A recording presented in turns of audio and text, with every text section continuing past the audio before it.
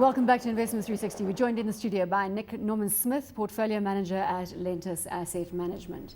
You've got an interesting comparison for us. We've chatted long and hard about the retail story in South Africa. You don't like the valuations. You can't believe that they're getting any higher. You have missed the boat, for clarification. But you've got an interesting comparison between Massmart and Sainsbury. You're sitting with Massmart with a PE of 36, Sainsbury a PE of 9. And obviously you're betting on Sainsbury as the better investment case here. Take us through the rationale. Yeah, Bronwyn, history has proven that there's all sorts of investment theories, but one of the few that has been proven in cold hard facts is that low price to earnings multiple, low price to book, high dividend yield stocks, i.e. value stocks, outperform the market. And that's because they generally are unloved, hated stocks versus these blue sky stocks, the glamour stocks that everyone loves. So if you look at, where's everyone really nervous at the moment? Well, it's Europe, the UK property, the retail sector, etc. We know all of the bad news. And if you look at that in the valuation, so as you mentioned, Sainsbury's is on a price to earnings multiple of 9, dividend yield of over 5%, and it's trading at book value. Massmart price earnings of 36, yes, it is growing quite quickly, but the price to earnings multiple of 36 on peak earnings and a dividend yield of around 2. Now, if we go back 10 years and we look at South Africa, which everyone was very nervous of, developed markets were the place to be. No one wanted to touch developing markets. Massmart was on a PE of around 4.8%, dividend yield of 4.8%, a PE of 8. And a price to book of around 2. Don't worry, I said Sunday was 108 Rand earlier in the show today. There was a graph saying that. I wasn't thinking. It's been a long day. You can throw around any numbers. Tonight is one of those shows. Chris? No, I think you're right in the sense that the valuations look, there is a distinction between the valuations.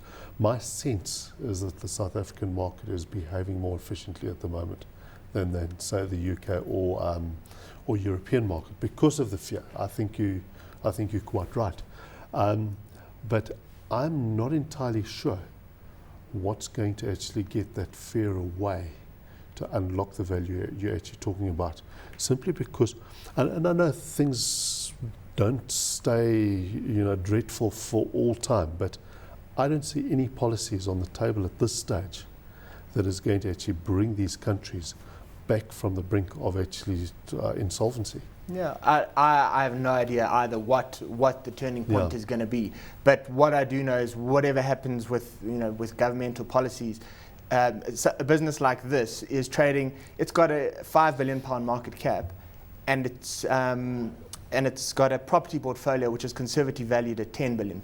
Yeah. So it's got a massive asset underpin of cold, hard assets, and the UK property sector is certainly, it may not be right at the bottom, but it's pretty low down. So your downside risk is relatively low. So yes, I don't know what that value unlock is going to be. We can't predict the future. But just to give you some examples, in 2007, a private equity crowd tried to take out Sainsbury's. They wanted to pay 11.5 to 12 billion pounds. So that's over twice. The business was in much worse shape then. Yeah. The Dubai royal family then tried to take it out at about 12 billion pounds, and the financial crisis hit. So I don't know, it may be a takeout. Someone might strip the assets out and sell the property. Who knows? These aren't the kind of things we can predict. But what we do know is they're assets that we understand on a cheap valuation. It sounds like a strong investment case behind Sainsbury. I think so, but we need to appreciate that Sainsbury has struggled in that UK market. They were a darling in this, I think, in the 70s and 80s, etc. But I think they've struggled against the competition like Tesco, which has really been, had the ascendancy in the UK retailing space. No, they've struggled a lot, and the only real competitive advantage you have in retail is the scale, so that you can push that pricing power through. And we've seen that with Walmart, and we've seen that with Tesco. So it's definitely not the highest quality business. Tesco would be a higher quality business, right? But the valuation is so cheap. compelling. The valuation is cheap. It's cheap enough. So you need to look at the qualitative aspects and the quantitative. Yes. So quality, I'd rather have Tesco or Walmart, but it's so much cheaper with such a great asset underpin that I'm willing. I don't think it's as a basket case as something like Telkom. It's clearly the second best retailer there, but it's cheap enough to. Let's move on to the technology space, because this is something else that we've debated long and hard, and that is your play into the likes of Microsoft, Intel, Cisco. the unloved, the non-glamour boys of the IT industry, so to speak. The stocks that, once again, 10 years ago, everybody loved, okay? Because they all forecasted the future, and we all said, the computer is going to revolutionize the world, the internet's going to change things, and everyone was 100% correct. So just another warning, once again, for people who think they can predict the future and make an investment decision on it. They were 100% correct. Intel has tripled to quadrupled its bottom line. It's a much better company than it was 10 years ago. But if you'd invested in it, you'd still be underwater if you'd invested during the boom. So these things came through, but you'd pay too much. Now people have written these companies off because they do have their own problems. But we think, once again, this is more than the valuation is compelling. Yeah. No, I think you're right in the sense that 2000, at the top of the tech boom, you're buying on a wish and a prayer and hot air. And I've always maintained that the tech sector, when it becomes a normal sector where you've got dividends and earnings, and you're evaluating and it on normal, are realistic, not pie in the sky. Exactly, on normal criteria. In other words, you're not separating the IT sector and saying, as a holy grail, you don't need to analyze it like the other mortals, etc. But now you are doing that. And I think you're quite right. A lot of IT companies, what our data's gone, but where it bottomed, and then it started to become a proper company. And you're starting to see IT companies they can be quite risky because it's rapidly changing, and as we've seen with companies like Nokia and RIM, they do move out. So there's not a lot of very high quality businesses, but Microsoft has over 80% of the desktop market. It's got Microsoft Office, which is about half of its valuation.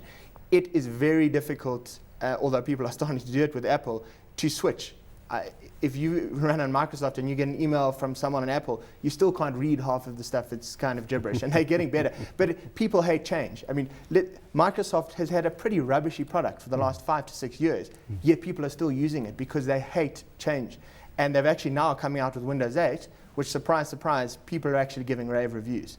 So all they have to do is provide a marginally good product, and suddenly they've got a massive captive audience. Captive audience, and that's and they're sitting on these tech companies are sitting on between 10 and 20% of their market cap in net cash, and single-digit PEs. So boring old companies, not as exciting as Apple, but captive user bases. I'll give you another example. Intel has been under pressure because a number of its smaller competitors are starting to build exciting mobile chips. Intel spends more in R&D than ARM, one of its competitors' entire market cap. It spends more every year on R&D than ARM's market cap. So they will eventually out-innovate in all likelihood. But now, the question is, Apple, rave reviews, etc., is there still an investment case, or is that story cooked? From an investment point of view. It's a little bit too popular for us, but I have to say, this is indicative of how much people seem to hate this tech sector, is that the story stock of the day, Apple, if you strip out the cash, is only on an price per earnings multiple of around 13. So we prefer the others, and we'd rather go for ones that people don't like, and these are peak earnings, so the growth could die off. But even something like Apple looks marginally attractive, which is quite amazing given how popular it is.